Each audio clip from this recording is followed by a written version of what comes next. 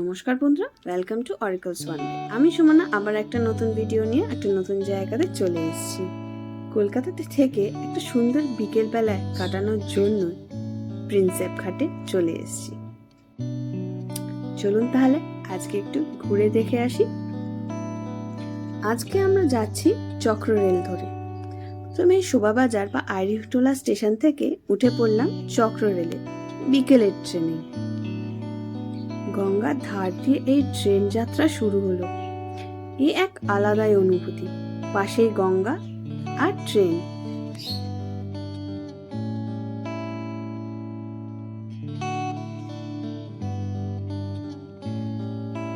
ট্রেনে উঠতে না উঠতেই আমরা ভূতনাথ মন্দিরও ক্রস করে ফেললাম।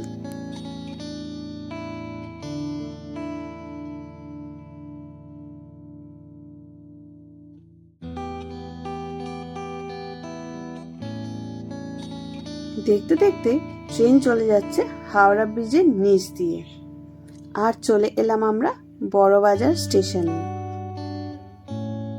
কেউ চাইলে এখান থেকে নেমে জগন্নাথ ঘাটও দর্শন করে আসতে পারে, সেটা কিন্তু খুবই কাছে। দাঁড়াতে না দাঁড়াতেই ট্রেন আবার ছেড়ে দিল, আর এরপরে চলে যাচ্ছি আমরা বিবিডিবাগ স্টেশনে। ট্রেন ছাড়ার পরেই মুহূর্তেই গঙ্গার পাশ দিয়ে যেতে যেতে পড়ে গেল মিলেনিয়াম পার্ক।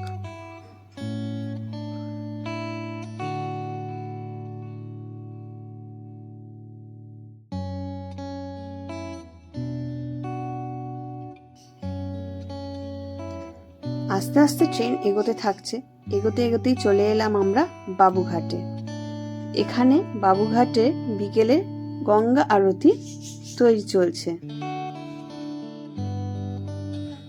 এখানে কিন্তু গঙ্গার এক অপূর্ব দৃশ্য দেখা যাচ্ছে। এই অনুভূতি কিন্তু বলে বোঝানো যাবে না। যতটা পেরেছি ক্যামেরা দিয়ে আপনাদেরকে দেখাবার চেষ্টা করছি। পারলে একবার এই ট্রেনে করে নিশ্চয়ই যাবেন। এই সুন্দর দৃশ্য দেখতে দেখতে কখন যে আমাদের স্টেশন চলে এসেছে বুঝতেই পারিনি। চলে এলাম আমরা প্রিন্সেপ ঘাটে। চলুন তাহলে এবারে ঘুরে দেখি।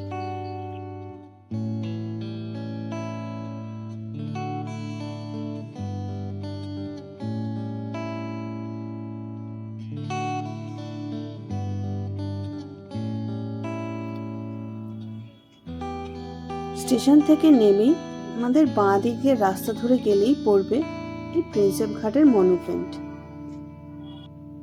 চলুন তাহলে একটু ঘুরে দেখে নিই, আর এর ইতিহাসও জেনে নিই। বহুমুখী প্রতিভাসম্পন্ন বিখ্যাত ভারততত্ত্ববিদ জেমস প্রিন্সেপ 1819 সালে ভারতবর্ষে আসেন। 1829 সালে কলকাতা ট্যাক্সালের অ্যাসেমাস্টার হিসেবে যোগদান করেন এবং একই সঙ্গে এশিয়াটিক সোসাইটির বাংলা শাখার সচিব পদে কার্যভার গ্রহণ করেন।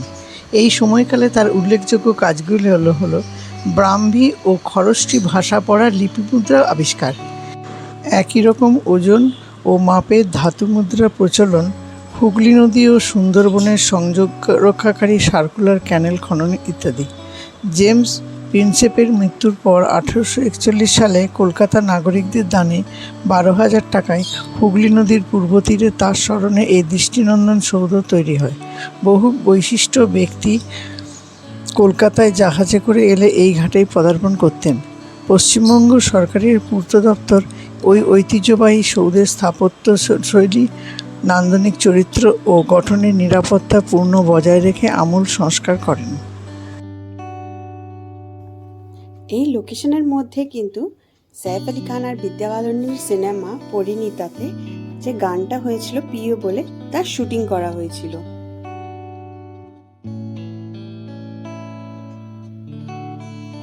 এই জায়গাটা কিন্তু খুব ভালোভাবে মেনটেন করা আছে। বিকেলবেলার সময় ঘুরে দেখতে খুবই ভালো লাগছে। এখানে বসার জায়গাও আছে, কেউ যদি বসে সময় কাটাতে চায় তাও পারবে। এবারে চলুন একটু রাস্তার দিকে যাওয়া যাক। যদি কেউ গাড়ি বা বাসে করে আসতে চায় সে রাস্তা দিয়েও আসতে পারবে। এই দিকটা সোজা চলে গেলে পড়বে খিদিরপুর ব্রিজ, আর এই পাশটা চলে গেলে পড়বে ইডেন গার্ডেন বা বাবুঘাট বাস স্ট্যান্ড। এই হলো মেন গেট। সোজা এবারে আমরা যদি ঢুকি, সুন্দরভাবেই রাস্তা করা আছে। এই রাস্তা ধরে যদি সোজা চলে যায়, বাঁ দিকে মনুমেন্টকে রেখে পড়বে চক্র রেলের লাইন আর স্টেশন, প্রিন্সেপ ঘাট স্টেশন। ওটাকে আমরা যদি ক্রস করে নিই, আমাদের সুন্দর প্রিন্সেপ ঘাটে ঘাট পড়বে। এখানেও কিন্তু বিকেলবেলাটা কাটানো একটা দুর্দান্ত জায়গা।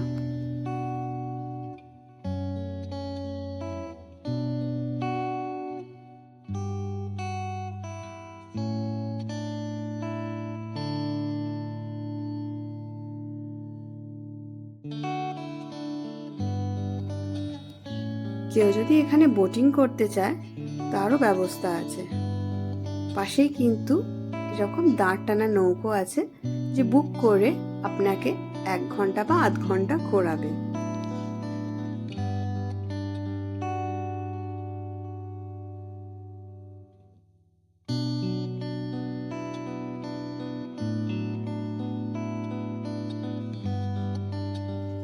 যদি এই ভিডিওটা ভালো লেগে থাকে, একটা লাইক, শেয়ার আর সাবস্ক্রাইব করে দেবেন এই চ্যানেলে অরাকেল ওয়ান ওয়ে। যদি আপনাদের এই সুন্দর বিকেল একটা কাটাতে চান, এখানে নিশ্চয়ই একবার ঘুরে যাবেন, খুবই ভালো লাগবে। দেখা হচ্ছে তাহলে আবার একটা নতুন ডেস্টিনেশনে পরের ভিডিওতে। ভালো থাকবে, নমস্কার।